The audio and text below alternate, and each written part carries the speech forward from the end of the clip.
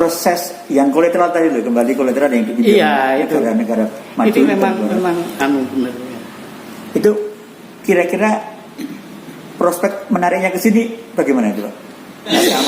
Sebetulnya gini Mas, kalau saya mau bilang ya, connect dengan beberapa orang yang ngerti soal dana-dana itu, kayaknya orang Indonesia itu enggak terukur, tidak terukur, tidak unlimited, kaya sekali. Siapa? Indonesia ini, Nusantara ini. Nah, terus kalau misalkan mau hitung-hitungan, mau di ini berapa kira-kira ya? Indonesia ini penduduknya 270 juta. Tapi hitunglah 500 juta. Itu setiap orang dapat 15 miliar harusnya. Itu belum, masih ada, masih sisa. Kalau 57 ribu ton tadi ditarik ya? Enggak, ini duit yang lain. Banyak 57 ribu ton itu. Makanya, waduh, terlalu kaya. Makanya sekarang, tapi hal seperti ini Barat itu udah tahu. Makanya semua ngelirik ke sini. Bahkan Inggris pun yang tadinya selalu bermusuhan dengan kita, mulai ngerapek ke Jokowi.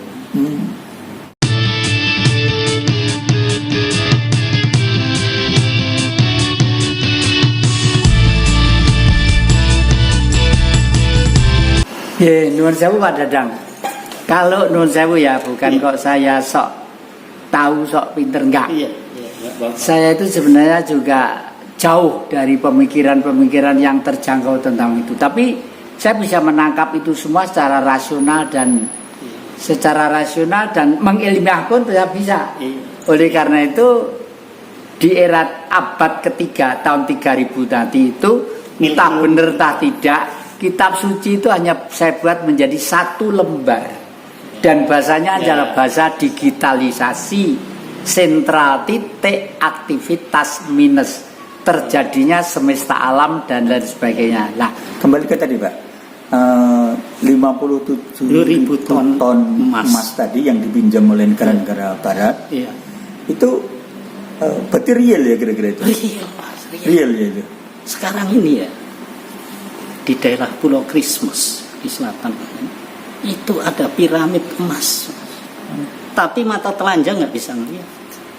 Itu mesti pakai mata batin. Gunung ya bentuknya piramid, tapi emas.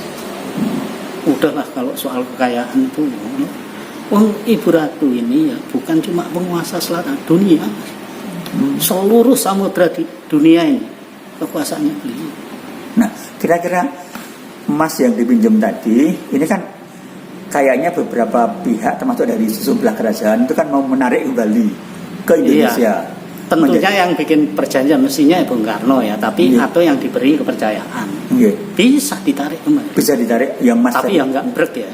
Mungkin sedikit sih. Nah, ini enggak sembarangan orang.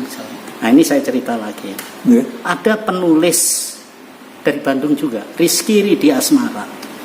Itu tahun 2000, sebelum 2014 lah, 2000. Udah 2 buku diterbitkan sama Rizky ini. Satu Jakarta Sakrit. Jadi Freemason itu, nah ini beliaunya juga masih salah ini ya.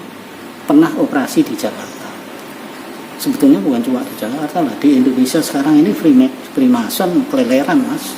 Terus buku kedua yang dibuat itu The Escape. Apa The Escape itu? Pelarian Hitler ke Indonesia. Ini juga bukan bohongan. Hitler itu memang ke sini, ke Indonesia. Apa alasan Hitler? Ke negeri nenek moyang bangsa Arya. Jadi Hitler kan selalu mengaku Deutschland über alles, bangsa Arya. Yahudi merusak bangsa Arya, digenosid sampai 6 juta. Nah, rupanya nenek moyang bangsa Arya itu Jawa. Menurut saya Atlantis. Nah, Atlantis itu di sini. Padahal masih ada di atas Atlantis, yaitu Lemuria. Itu ada ininya juga. Jadi runtut sekali. Itu ceritanya Rizky Ridi Asmara soal itu pelarian Hitler ke Indonesia. Buku ketiga ini yang saya tunggu apa? GHMA, Green Hilton Memorial Agreement. Mau ditulis sama dia. Saya cuma anak ini dapat datanya dari mana gitu. Pasti kalau nulis runtut itu. Sudah publikasi dia. Sebulan lagi tentang Green Hilton. Ya, Green Hilton. Kalau buku-buku ini dijual udah banyak, GHMA itu, tapi pengarangnya siapa-siapa saya nggak tahu. Green Hilton member. Tapi saya pingin yang tulisannya Rizky Ridho Asmara ini.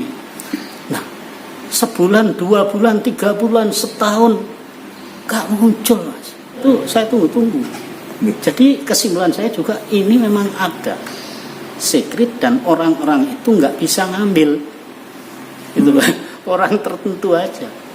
Fed itu sekarang kan pengendali bank seluruh dunia, The Fed ini. Nah, waktu pendirian The Fed ini itu 9 negara. Indonesia ikut di situ. Dan Indonesia sahamnya paling besar. 50%. Dari Fed itu dokumennya yang punya ya, teman-teman dari Jawa Barat ini. Saya juga nggak tahu di foto di Facebook itu. Dermawan S. Indra, saham pendirian itu yang 50% dibagi 8 orang, 8 negara. Nah, Indonesia 1 negara tapi 2 orang yang pegang, Bung Karno dan Sarinah. Sarinah ini bingung siapa Sarinah ini kan? Bukan ini, istrinya. Ini cuma dugaan aja saya. Ya Ibu Ratu mungkin masih. Udah dari situ kok gimana? Berarti itu zaman Bung Karno ya? Zaman Bung Karno juga. Dan itu dokumennya jelas. Makanya The Fed segala itu, kalau dulu zaman Pak Harto jatuh, yang bikin dolan The Fed juga melalui George Soros.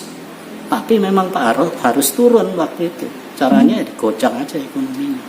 Tapi sekarang beda situasinya. Malah disuntik, dibantu. Baru stabil 15.000. Pantesan ya. Tapi gini Pak Dadan. Boleh. Ya, proses yang kolateral tadi loh, kembali kolateral yang dipinjam negara-negara maju. Itu memang benar. Itu kira-kira prospek menariknya ke sini bagaimana itu Pak? Itu kan ada amanah kan ya? Sebetulnya gini Mas.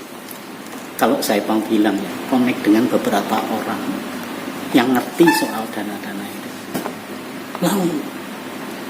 Kayaknya orang Indonesia itu enggak terukur industri.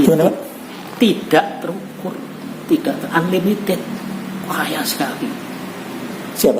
Indonesia ini, Nusantara ini. Nah, terus kalau misalkan mau hitung-hitungan, mau di ini berapa kira-kira ya? Indonesia ini penduduknya 270 juta. Tapi hitunglah 500 juta. Itu setiap orang dapat 15 miliar harusnya. Itu belum, masih ada, masih sisa. Kalau 57.000 ton tadi ditarik ya?